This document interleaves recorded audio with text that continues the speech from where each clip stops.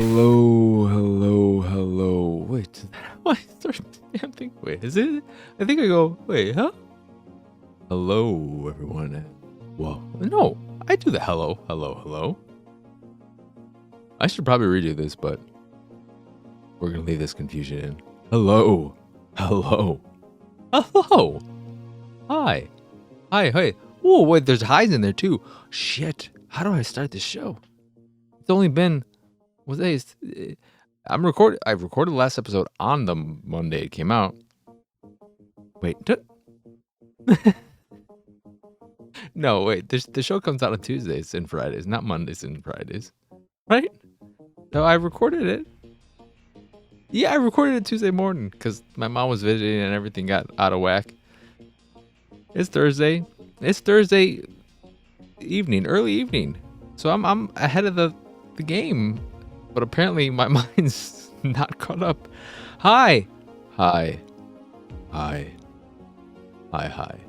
You heard so many different inflections there. So many different degrees of my voice, tonally.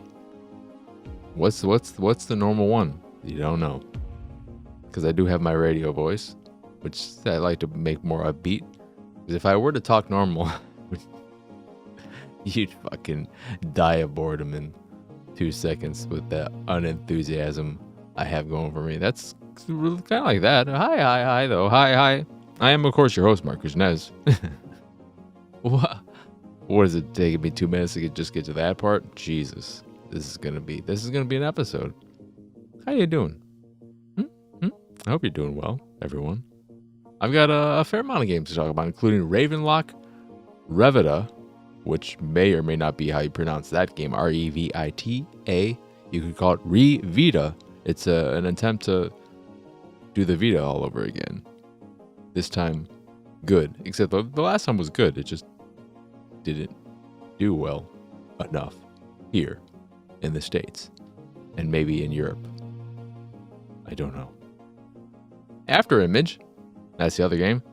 And Space Gladiators. And thank you, neighbor, for mowing your lawn. Hopefully that does not come in through the audio. What a perfect time to start mowing your damn lawn. Right by my window. Son of a biscuit. Anywho, I am Marcus Nez. Those are the games we'll be talking about. But that's not it. I have talked about this in the Discord. I'm in a weird place. I'm in a weird place where I think I've been burnt out on a video game podcast. Holy crap. Oh, Jesus. Are you mowing right outside my window, buddy? What are you doing? What are you doing this for? Why are you doing this to me? There are so many reasons why I should start this episode over, but I just don't care enough. Oh my God, my window's not open either. It should be. It's kind of nice out. But I'm in a weird place where I'm kind of burnt out on video game podcasts as a whole. All of the Redfall discourse has really beaten me into the ground, with the only one not, and it's, I guess it is because they weren't super shitting on it and jumping to conclusions and assumptions left and right. But the No Clip podcast, they were not as down on it. They looked at it as, I forget the one guy's name, but as an okay time. And maybe it's because they didn't go into it with the highest of expectations, and they're looking at it as a Game Pass game, not something they paid $70 for, which they all said and agreed that if that were the case, they'd feel very differently. But all of the Redfall discourse may have been the tipping point. I'm sure it's not just that, and I was already leaning this way. But I feel incredibly exhausted by all of it. And it makes me feel somewhat... I feel hypocritical in general if I were to stop listening to video game podcasts because I'm still making one. And how can I be burnt out on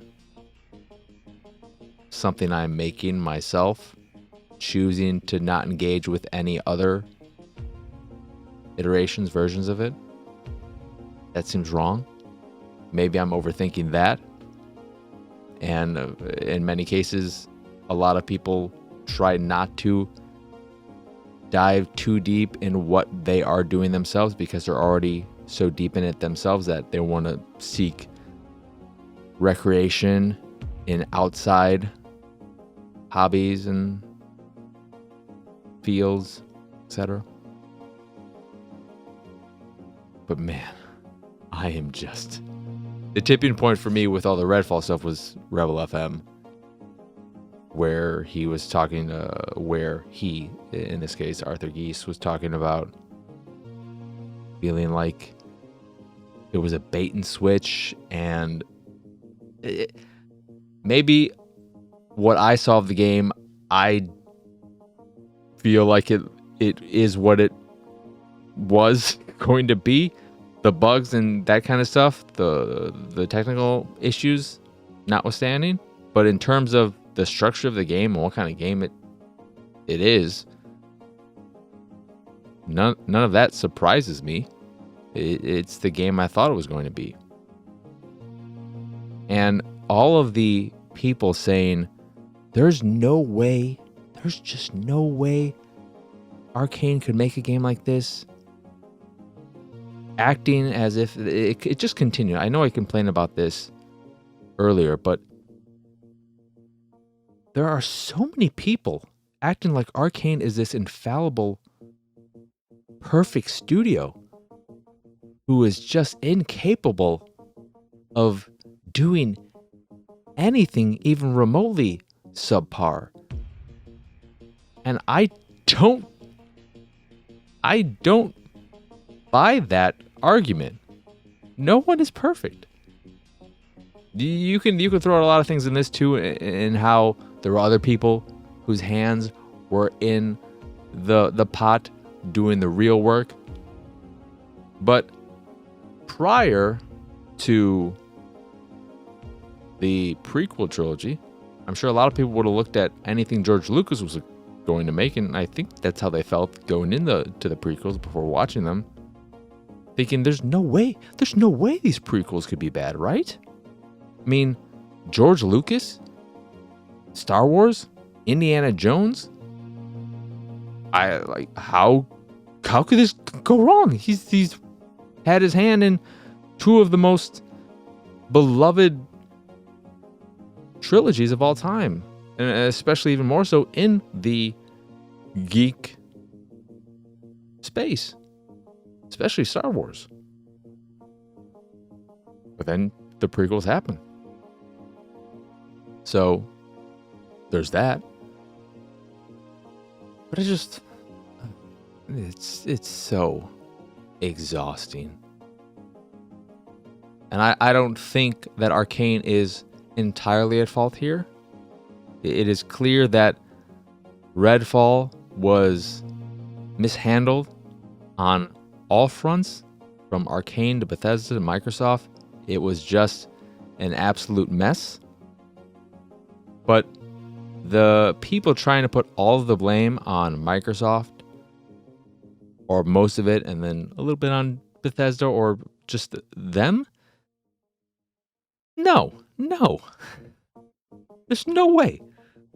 Arcane is responsible for this as well. In whatever ways they're all responsible. And people looking at it thinking there's no way they would ever want to make a game like this. I don't know the exact numbers, but I don't feel like, based on my memory, as critically well received as their past games were, and as well received by the people who played them as they were, I don't think any of their games sold super well. And so trying to go after something, a genre that has been shown to be more successful, trying to make things a bit more casual, a bit more gamer friendly, user friendly, it's understandable. And trying to do a open world, do a whole Far Cry thing or a Destiny thing. I can see that desire. But this is their first foray into that space. I'm just exhausted. I'm exhausted by all that. I'm exhausted. There were some even GameScoop. People making it sound like this is the fucking end of the world. God, it's kind of why I'm just sick of listening. I mean, I'm a negative person a lot. I feel like even I couldn't take it any longer. But yeah, that's just me. Doesn't help that Star Wars has beaten me in the ground. Finished Andor. Really good show. Watched Rogue One today. That is a bad movie. It is a bad movie because it doesn't do what Andor does so well, which is character development. There is zero. There's potentially negative character development in Rogue One.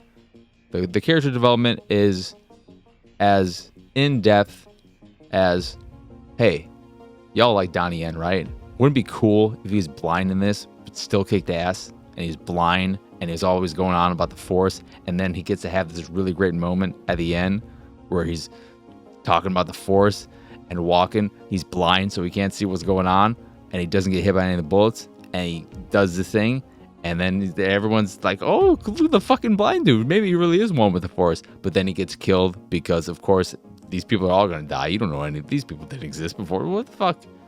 All right, great. Congratulations. Rogue One would have been such an incredible season 2 or season 3. Timeline-wise, I don't know where it falls because they don't do fucking shit in Rogue One to make anything clear.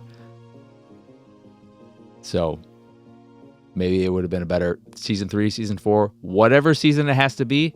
It would have made an incredible season than the movie it ended up being.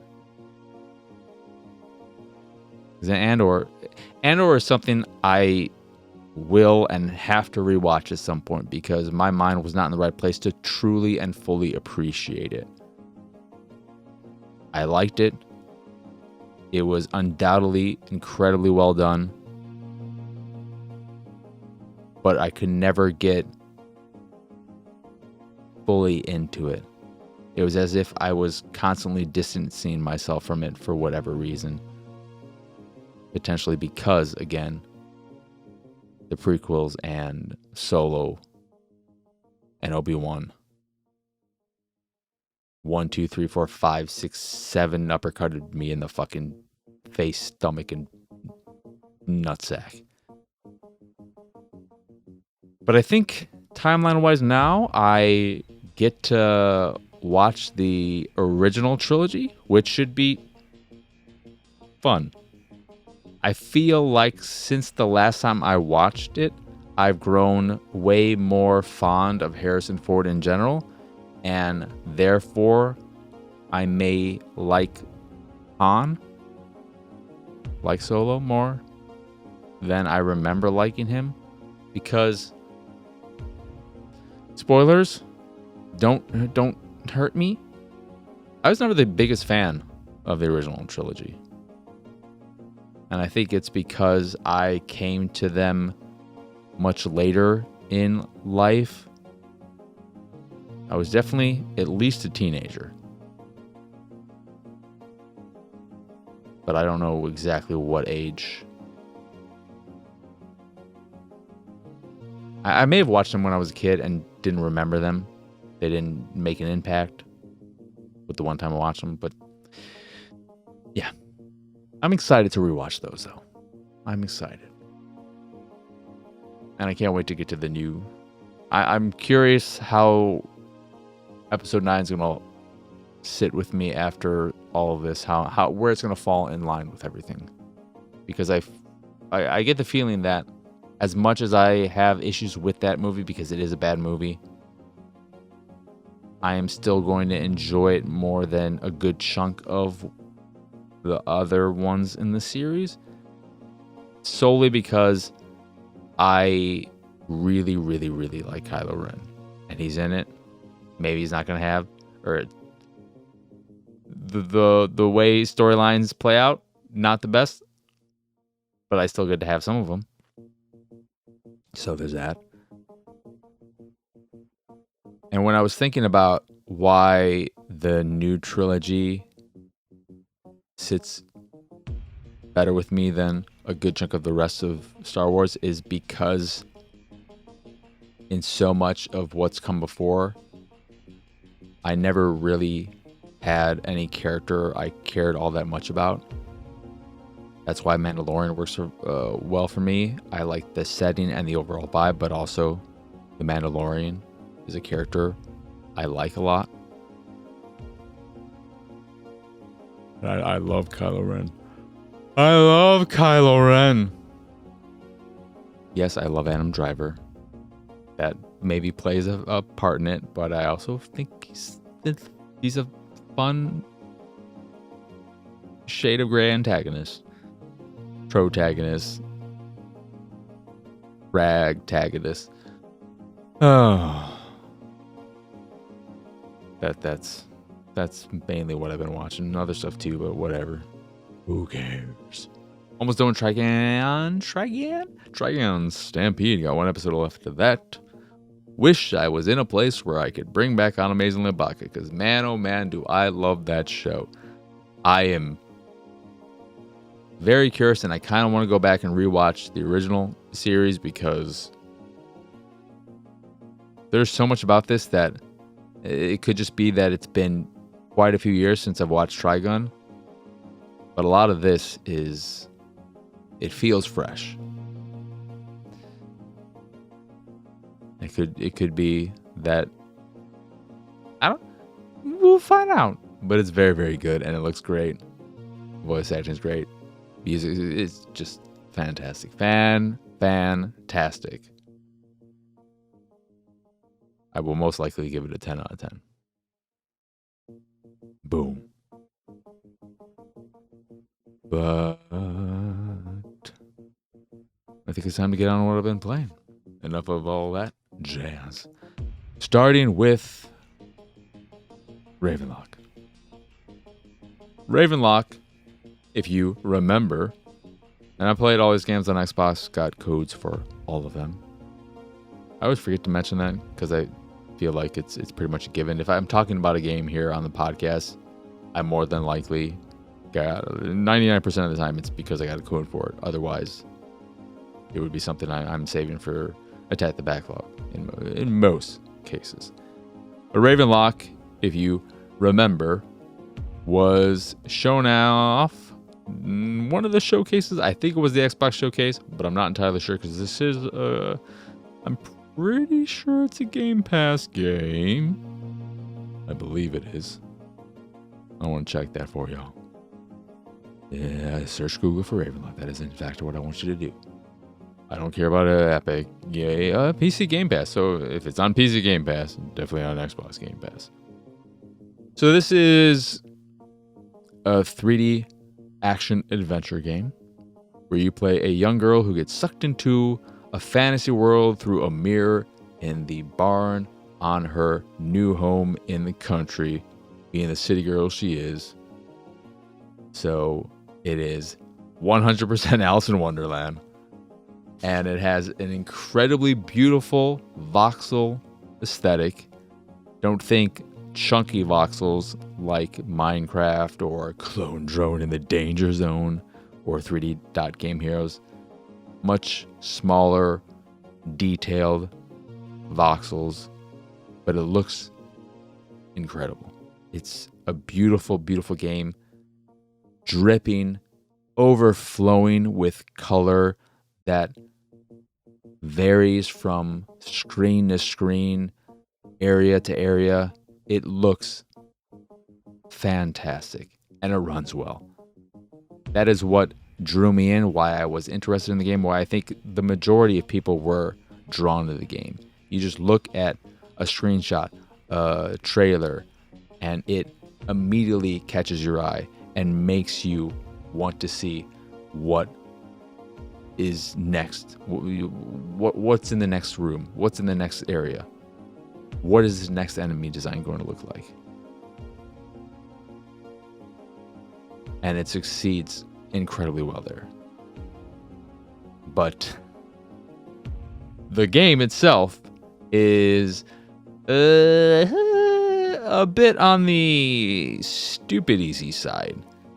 And while there are difficulty options, you have easy, normal, and hard, all that does is change or it increases the HP of the enemies you're fighting. It doesn't make them smarter, doesn't change your attack patterns, doesn't make them any smarter or challenging, just means it takes a few more hits to kill them.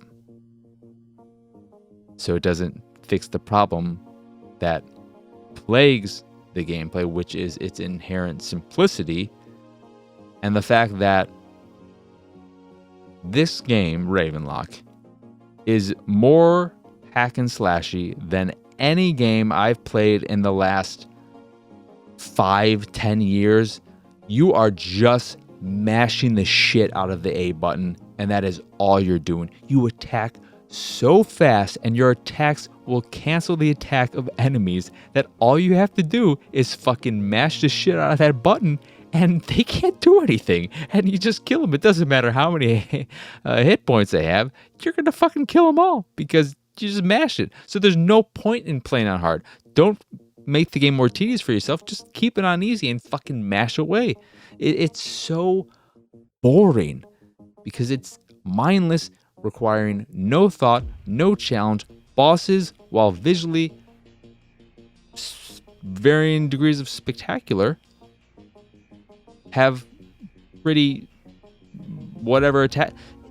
It pains me that the game, from an action standpoint, is so fucking basic that it's beyond basic. And maybe it's a great game for kids, though there could be some dark imagery. I didn't really run into anything too dark, but I could see it surprising you with some darkness, maybe. But there's no challenge. There's no thought that is required when playing the game. The writing, too, is not great, with a lot of on-the-nose reiterating what you're seeing on screen or what you're doing. There's no value to a lot of what is being said or read or any of that, which is a shame, because with visuals like the visuals that are in Ravenlok, that are full of charm and personality and give it a very distinct look and make it stand out, a story with writing on that same level probably could have made up for the mindless gameplay, because you would have just enjoyed being in the world and taking in the story and all these various characters. But the writing and all that does not match the world that you're in.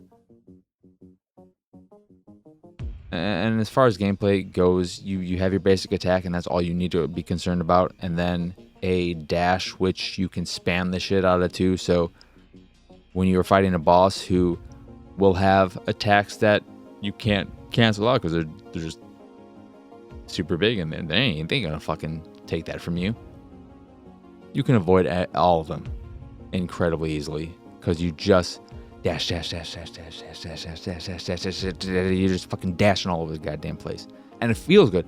The dashing feels great.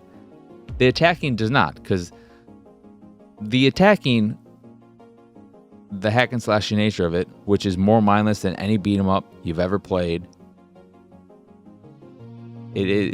I cannot think of a game as mindless as Ravenlok that I played in recent memory.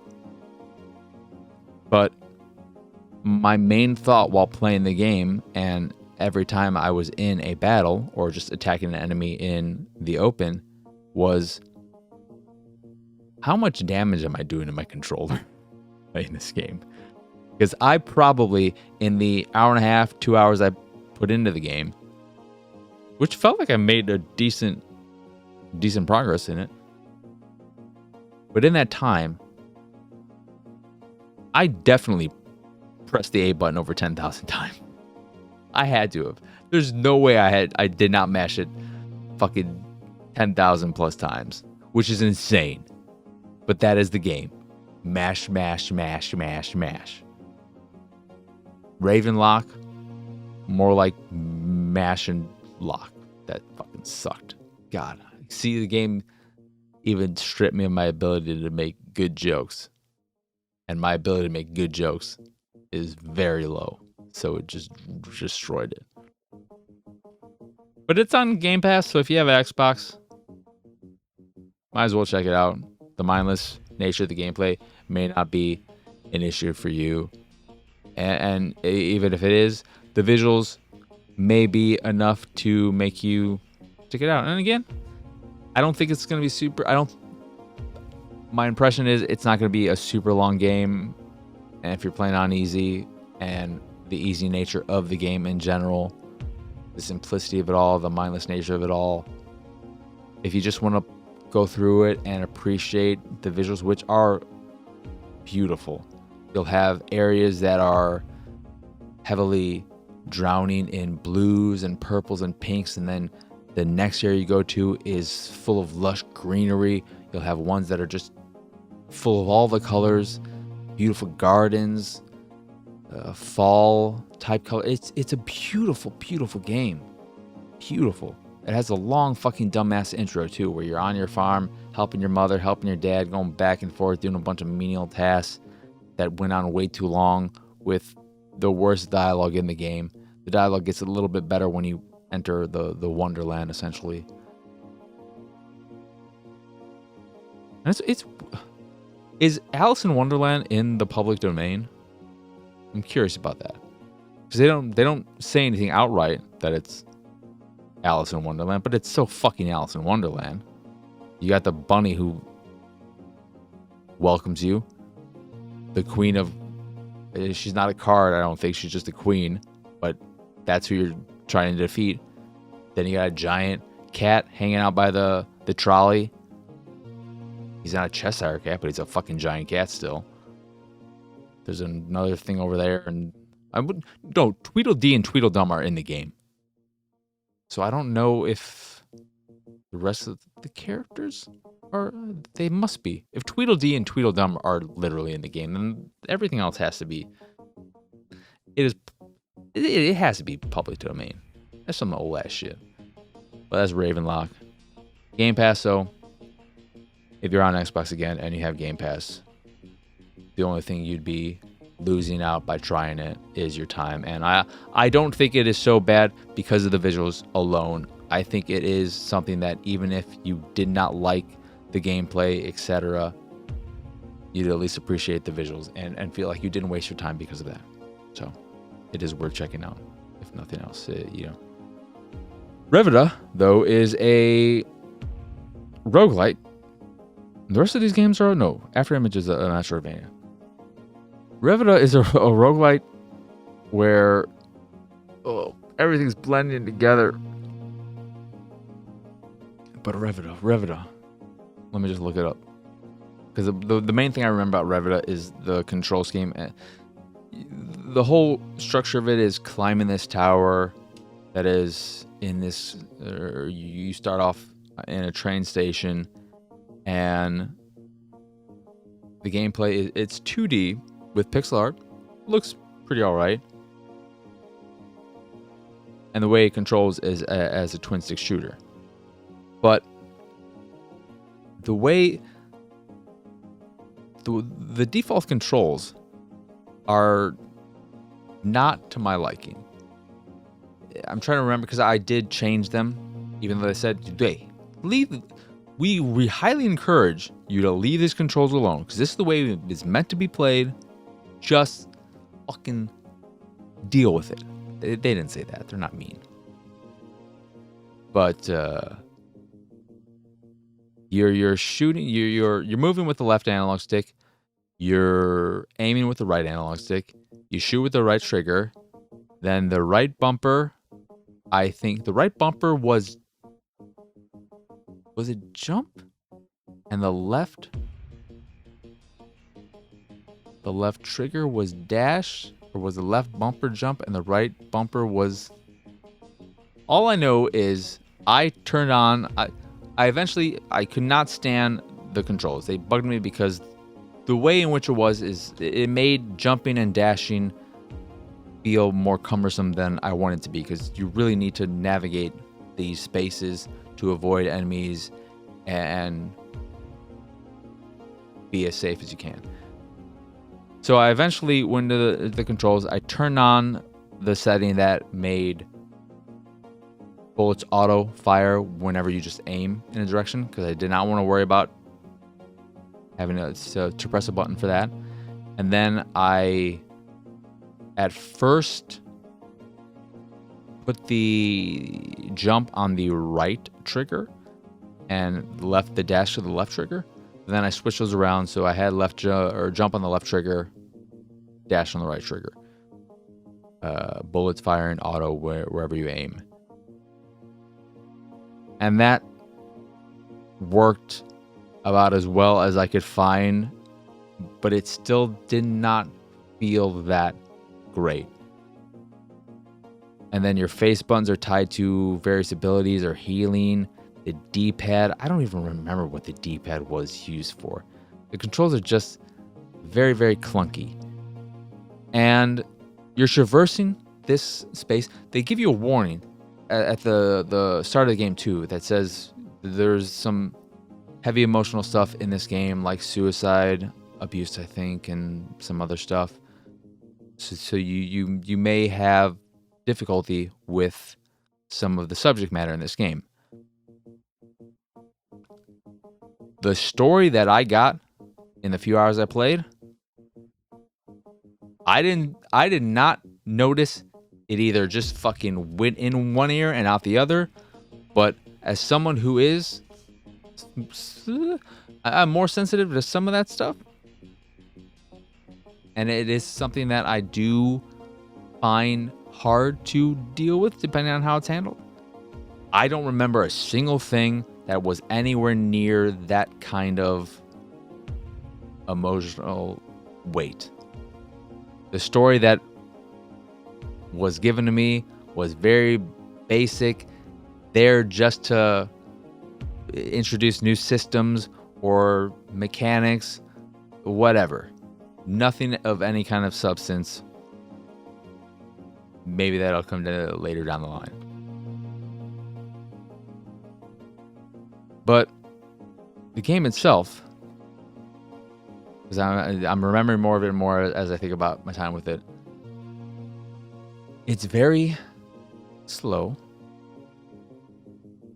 which I think you can. There are, unless I'm confused with a different game, I'm pretty sure there are accessibility options that can increase the game's speed.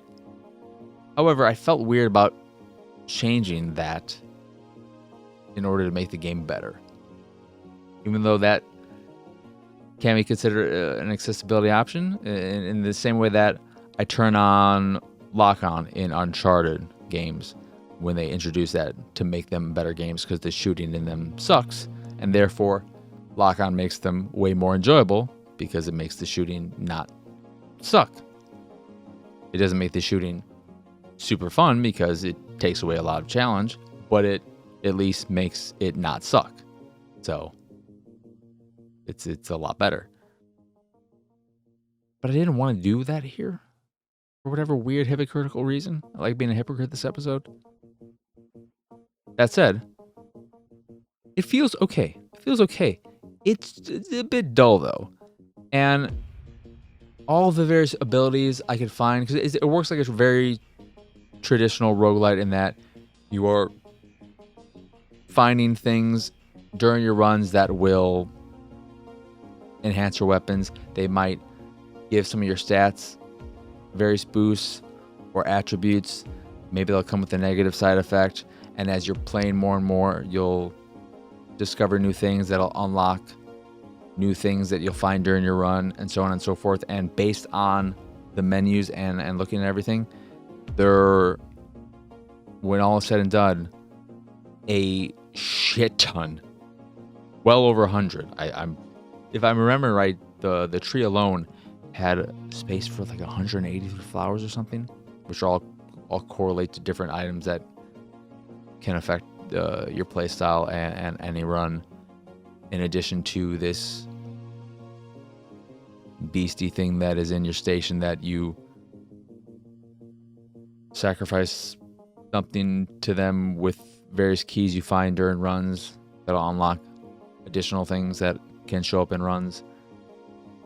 And while you're going on your various runs up this tower or whatever it is, you'll come across memories that you can interact with and unlock new characters who will populate either your little train station, your home, your hub, that will provide you with additional resources, some stat boosts, or new systems like a combo system that allows you to gain more souls or energy during your runs, which you use for healing yourself. Because one of the things that maybe this is supposed to make you feel or have a gameplay element that hits upon the emotional stuff they talked about or referenced, which is that when you're going through your runs, you'll come across statues that you can sacrifice some of your heart for bonuses or perks or what have you. In some cases, you'll have to sacrifice not just your heart, but your max health for a run. And throughout your run, so many times I say run during for this game, but during them, you will be gaining energy every time you kill an enemy and pick up a little orb they drop, which allows you to heal back up. You have 2 slots that you can build up energy for. One slot increases your health by half, or refills a heart by half. And if you are full health, then you can start increasing your max health by doing the same system, by using the same system. But it takes 3 charges, I believe, to form a completely new heart. The problem with the game, though, is that it is just pretty damn boring. All of the various unlocks I found during my time with it did not enhance or change up the gameplay in any significant way that made it more enjoyable. You'll also, as you're playing more and you unlock new characters and new spaces, you get access to new weapons, and it feels like I can't, as much as I'm saying everything I'm saying, it's a very slow drip of unlocks and new spaces and new systems that it feels almost like it will take 6+ hours for everything to open up, and it would be until then for me to really know if this game has an enjoyable game within it. But at the same time, is that fair? Should you have to spend that much time to find out if the game gets good? I don't think that's fair. So in the time I did spend with it and what I did unlock, etc., I got some new weapons. I tried the machine gun, which is a lot faster firing, but a bit more erratic and does less damage. It's just a very, very boring twin-stick shooter, thanks in large part to its structure, which is level-based. You're going up floor by floor by floor, and that the floors are mostly just broken down to entering them, where upon entering them,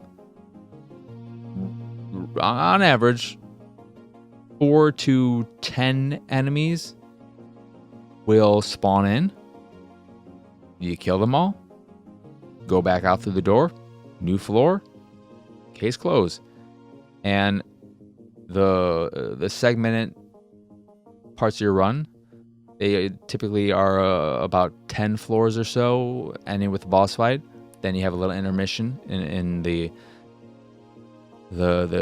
back at the train station or a different train stop, where you get a little bit more story. Maybe get to talk to a character, have the chance to upgrade some of your weapons or abilities, etc. And because of the way it's structured, being floor-based, and in many cases there will be times where only a handful of enemies spawn in, and they are really, really simple basic enemies that provide no challenge, it can get really, really tiring, and the pacing can take a significant hit because of this. What makes it even worse, though, and I really hate this about the game, I wish it was different, there is no randomization in boss order. So you will always be fighting the same boss in the first area and the same boss in the second area. And bosses are, the ones I've fought at least, are not fun to fight. They don't have super creative attack patterns. They aren't visually interesting or particularly inspired. And all they amount to is being incredibly bullet spongy and requiring a lot of time to kill. So they're ultimately just an incredibly tedious fight that having to fight them every single time you're doing a new, like the number of times I had the fucking first boss, which is this multiple TV screen type of thing, is so boring and it takes so fucking long to kill, and I don't want to do it. I want to see more of the fucking bosses in this game, and not that one every single time I reach the end of the first area. It may seem like a small thing, but I think if they just did that, where however many bosses are in the game, if they just randomize that, so you never knew who you were gonna see at the end of an area, that may have been enough to at least entice me or get me kind of interested in wanting to go through multiple runs. But knowing that every run was going to feel pretty samey, in large part because of that, it made it way less interesting to do run after run after run. But that is Revita. Yeah, Xbox. Then Afterimage is a Metroidvania that it's okay. I don't have a lot to say about it because visually it's fine. It's very fine in many, many, many ways. The one thing that bugged the shit out of me, it has an anime aesthetic where the animation, whether a performance thing, but I think more of an artistic choice, your animation in particular is a little bit framey, choppy. It seems like your a few frames are missing. It gives it a bit of a lack of there's a little bit of a lack of fluidity, which looks more of a stylistic thing than anything else. But it works like a traditional Metroidvania thrown into the world where it opens with a lot of story mumbo jumbo through whispers about God this and God that did not do a great job of latching on to me with its story. I think you're just trying to cleanse the world and whatnot. But nothing about it particularly stands out. Visually, it looks fine, but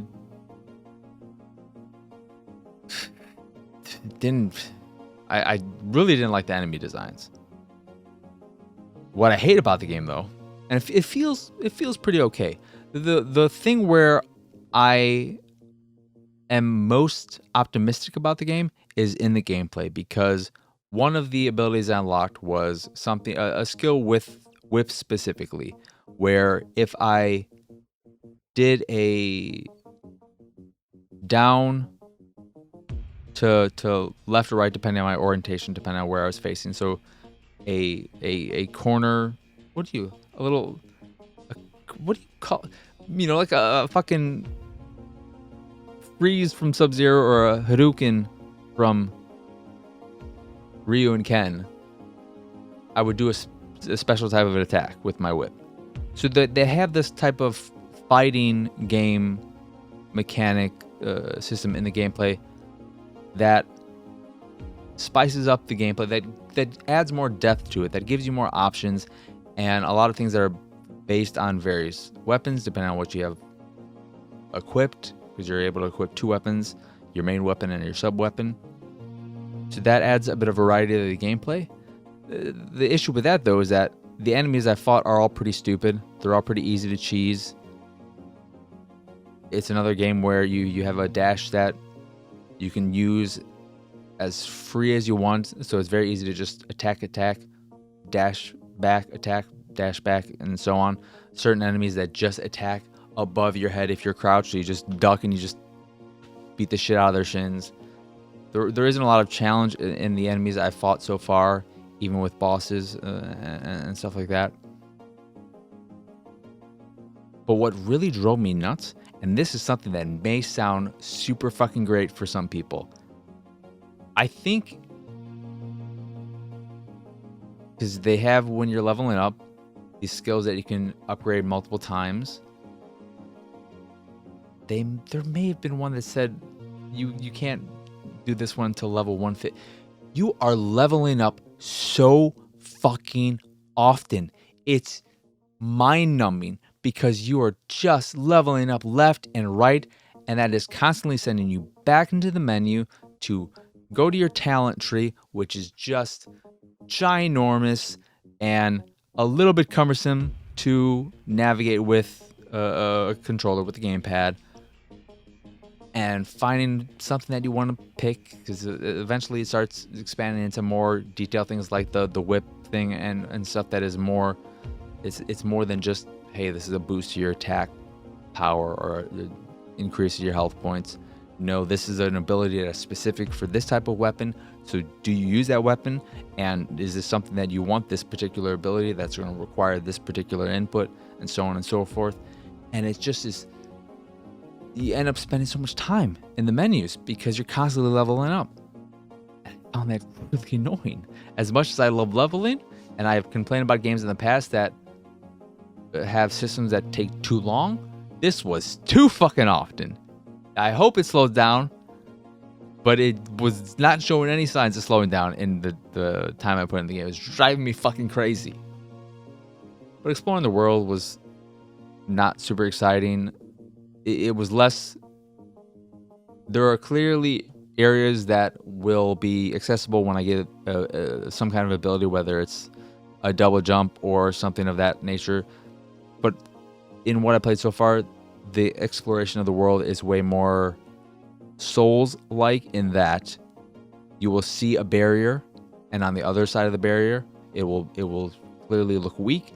So you'll explore and explore and explore, and you'll eventually get to that other side and be able to destroy that obstruction, creating a new shortcut, which is fine. You have your various save points. I didn't see any kind of fast. I don't think there's a fast travel system outside of an item you get that allows you to go back to something, I believe. But it's just fine. It was okay with too much leveling and a story that did not do a whole lot for me, and enemy designs that I found very meh. And then the last game is another roguelite, Space Gladiators, which is the one that I might stick with the most, even though the benefit of Space Gladiators is it's very easy to just start another run. The aesthetic is super cartoony, and there's a garage bandy nature to the whole game.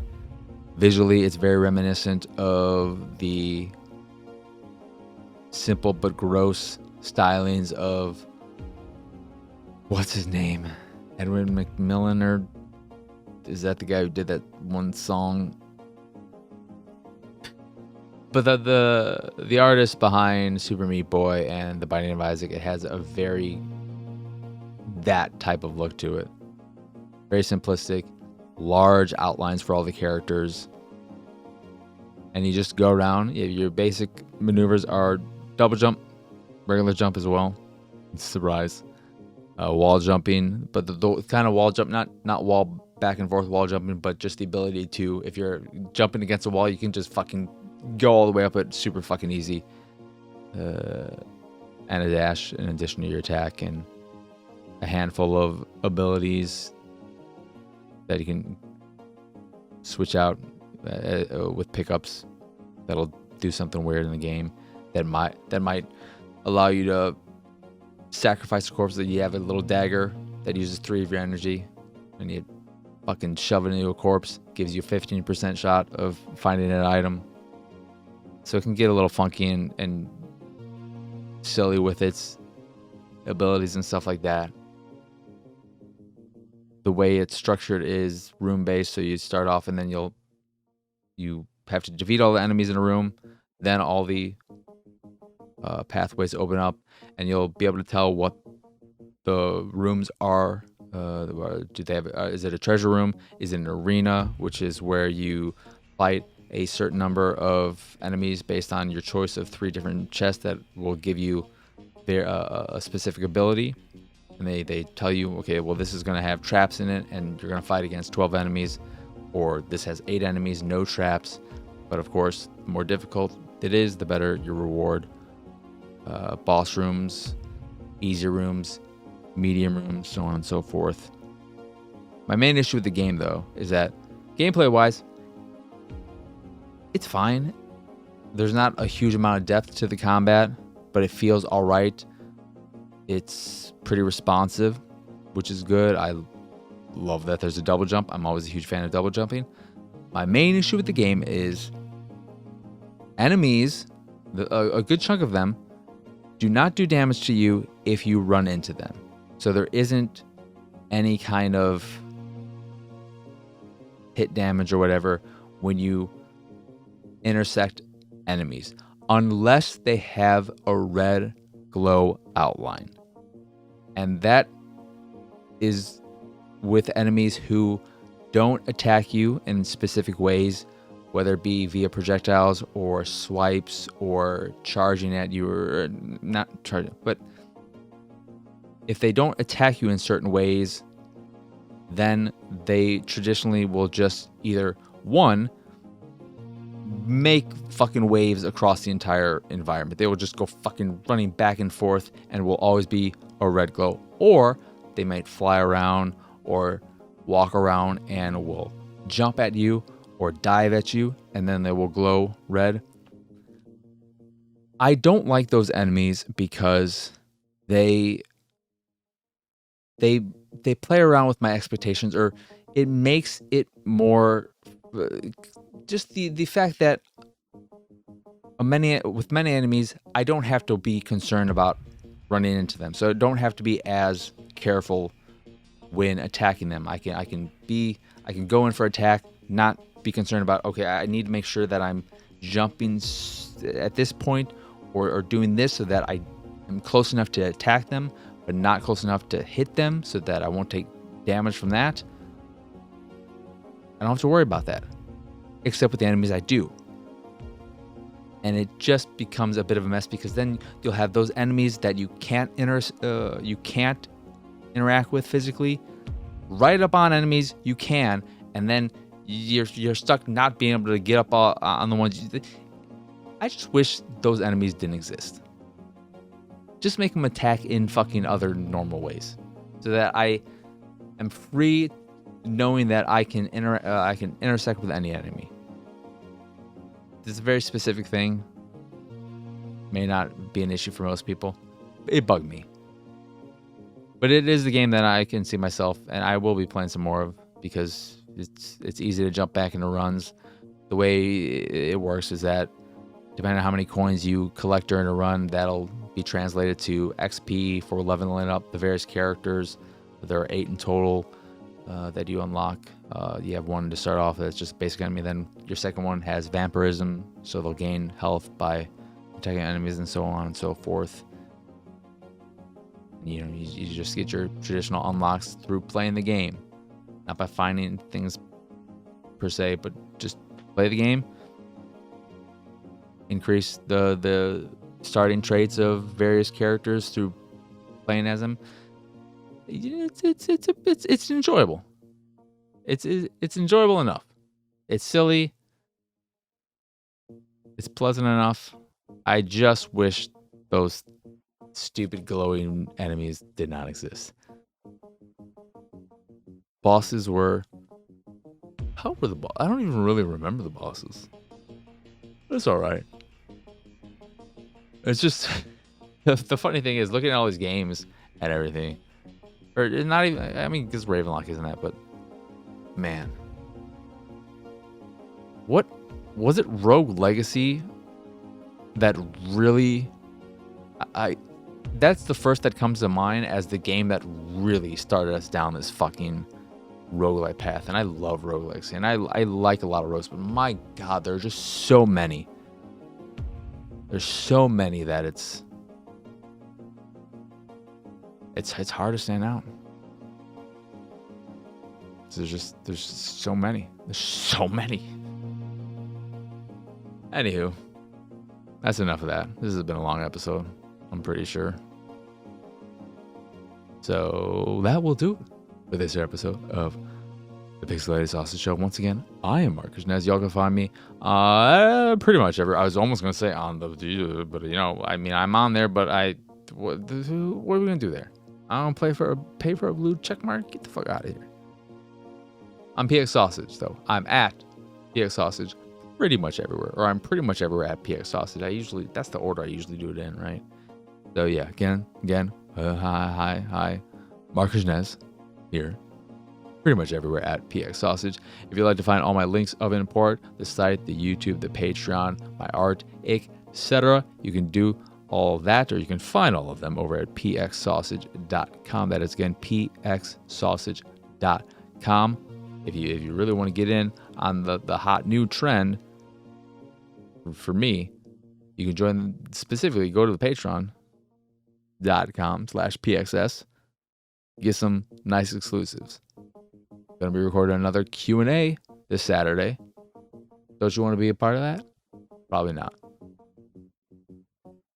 But I mean, I'll fucking answer anything. And then maybe we'll do some random streams of tear making. That'll be full of actual tears. Not of kingdoms. Alright, that's enough of that. Jesus Christ.